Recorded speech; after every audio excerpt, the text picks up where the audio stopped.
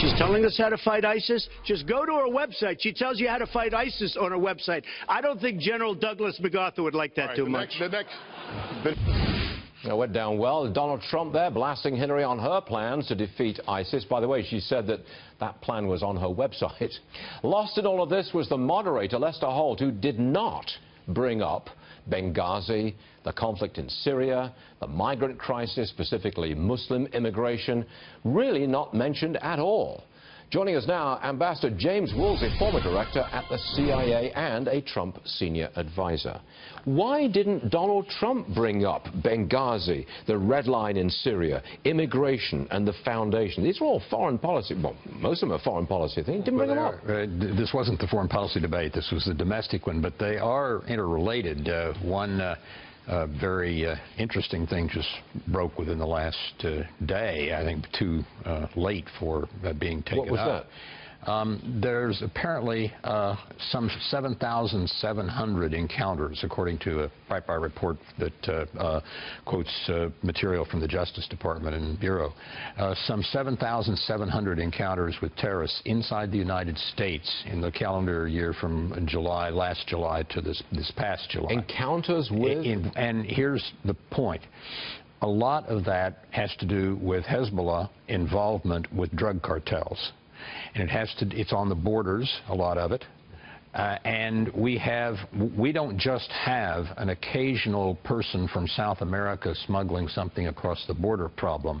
We've got a Hezbollah problem, the world's most ruthless terrorist organization, funded very fully by the Iranians, operating with the international drug cartels, helping them move things into the United States. You're a Trump policy advisor.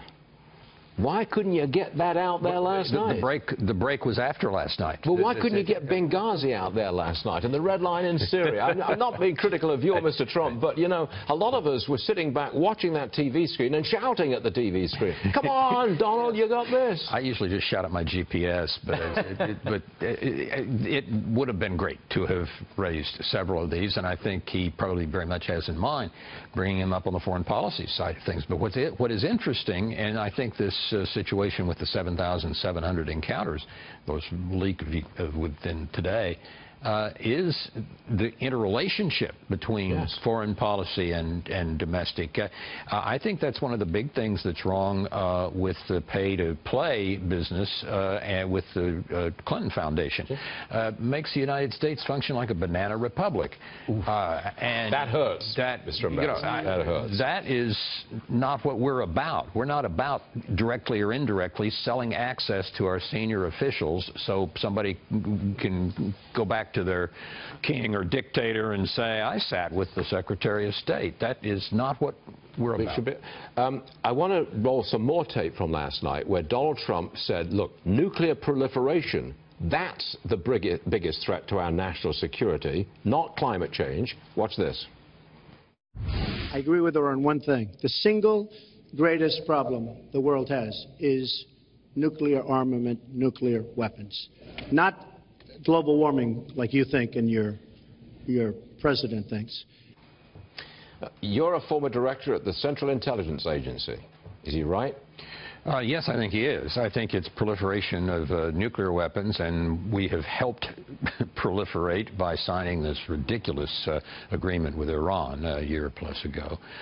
So I think that underlies the whole situation. You may find the next time there's a crisis in the Middle East, let's say 4, 5, 6 years from now, that instead of one country quietly sitting over in the corner and having nuclear weapons, Israel, you got 4 or 5 countries having nuclear weapons, and some of them are on opposite sides of disputes like Sunni Shia that have lasted well over a millennium. Well, you're in New York right now.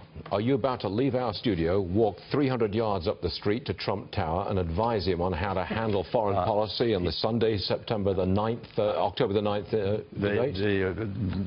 the organization knows I'm available whenever they need me. Right, you're on your way. I'm not going to go stalking James, him.